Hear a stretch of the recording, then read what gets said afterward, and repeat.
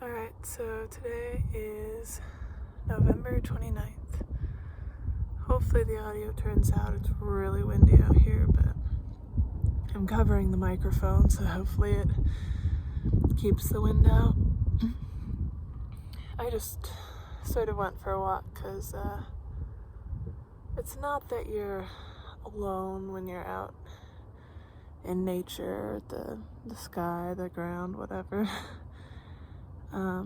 But there is a sense of privacy when you don't have to constantly connect who you are with who other people are and all that jazz. So I just come out here to think a lot. And I found a place to film where you can actually see my face. This lovely playground. I've just been thinking about gambling a lot. And I've never really been a fan of gambling. Like, just the idea does not appeal to me. You like walk into a casino with a bunch of money and then you walk out without it.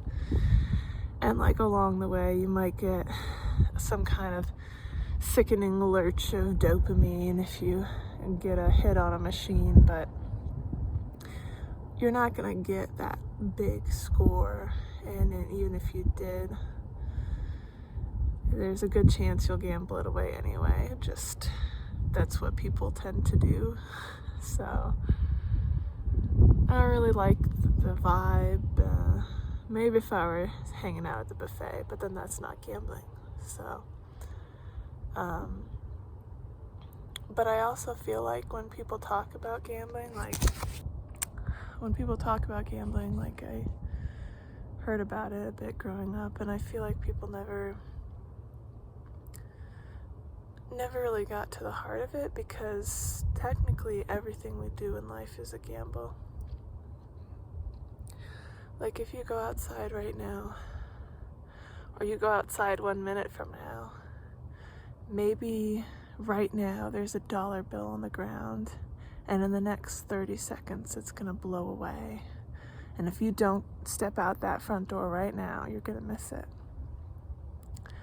And like, obviously you can't think that way, you'd go crazy, but there are a lot of things that you can worry about. I think one example that people deal with a lot is when they choose to skip an important event, like a party or a day at school or whatever, something they're supposed to do, but they just don't feel like it.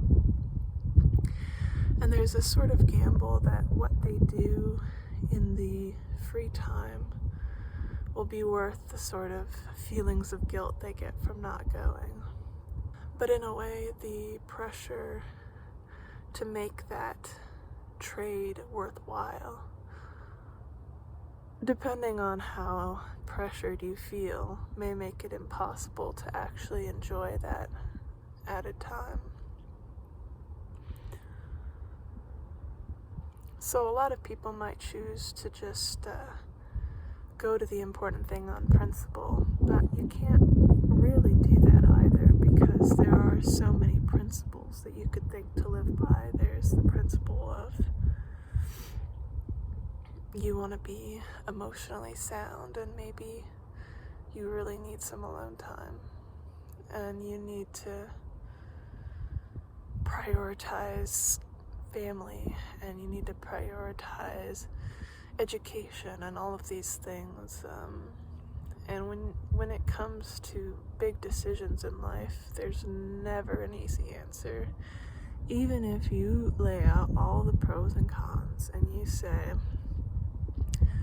yes, well, this one job gives me an A+ score on connection with family, but this other job is a B- on closeness to healthcare or something like that. There's a 55% chance that at this other job I'll be able to creatively express myself in my free time, whereas this other job, I'm much less likely to have the free time and space to get work done. But if you think about it, the most important things that you would prioritize if you're going based on some kind of merit or virtue are impossible to predict. It's almost like the future is a brick wall that we can't pass through, and no matter how many people tell you, like, I can see your future, they can't really. I don't think, not like that anyway. Like, imagine you're a parent trying to decide where to send your kid, and there's 2 school districts, and one's a little closer, one's a little nicer, whatever. But suddenly now, if you imagine one of those schools has a terrible bully that will make your daughter's life miserable, and one of those schools has a girl that could be your best friend. She could be there at her wedding, she could be there all throughout her life. They could be sitting side by side in the nursing home together, sharing stories about their life. Well, now that you have this idea of what could be, how are you ever going to pick which school? Because you don't know which girl is at which school has the bully, and which school has the best friend. Sorry, it's really cold out here.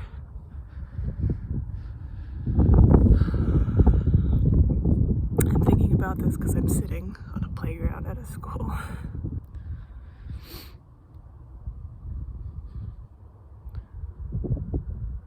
I guess in my thought process, which is also moralizing in its own way, just my own prioritization, you can't really moralize the future, or pros and cons lists are useful for very concrete things where you have all the facts, and there are some things in life where you just don't have the facts, and you will never know what might have happened if you'd picked the other job, if you'd picked the other apartment, if you'd picked the other state.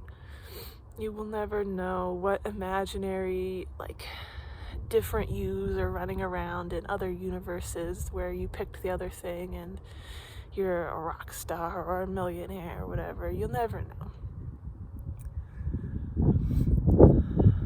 But if you're not present where you are, pre-future, and then in the future when it's the present, and pre the next future, and so on and so on, then it doesn't really matter which you choose, because you'll be thinking about all of these secondary details. And if you do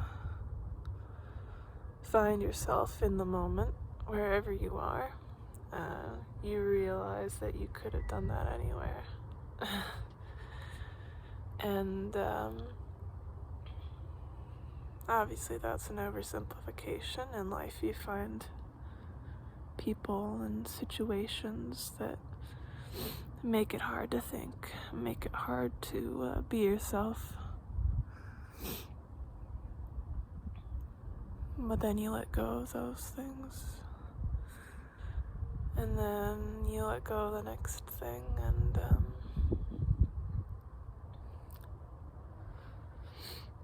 I guess what I'm trying to say is that gambling involves a trade-off between 2 things in this world that you want: your responsibility or your fun time with your friends playing hooky from school, or the money you'll make on this job versus the friends you'll make over here. And it's not gambling if you already know what you want, because you already have it. You don't have to speculate about what might be in the future or where you might end up, because it's right here.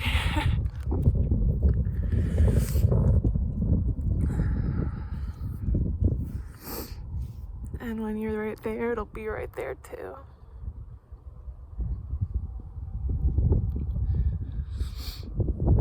I had this decision to make. I got a job offer, and then I had like 5 different interviews that I could still do, and everyone was like, well, you never know. One of those jobs might give you a really good offer, and then maybe you take that one instead of the other job offer.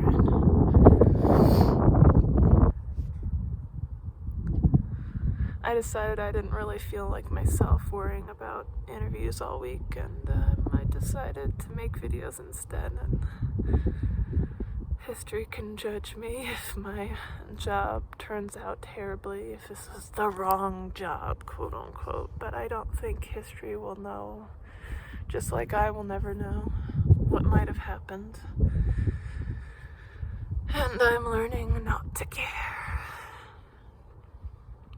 about all of the maybes that keep me from ever doing anything, because it just might not be the right choice.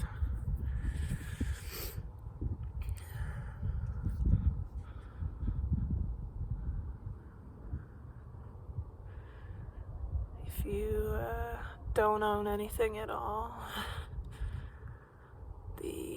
the worry is the Myers-Briggs results. Everything in your life, if you respect it for what it is and then let it go when life moves on, then how could you possibly gamble? You don't own anything, just yourself. And when you're done living, you're not gonna own it anyway. So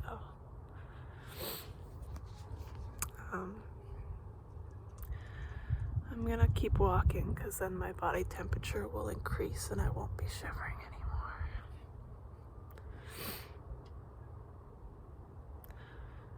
I've been wanting to make a video about gambling for a long time, so I might still make that video. Or I might just release this. It's a very big concept to me. I think it goes a lot deeper than you think when you first think about it. Anyway, 10 out of 10. It's a great day.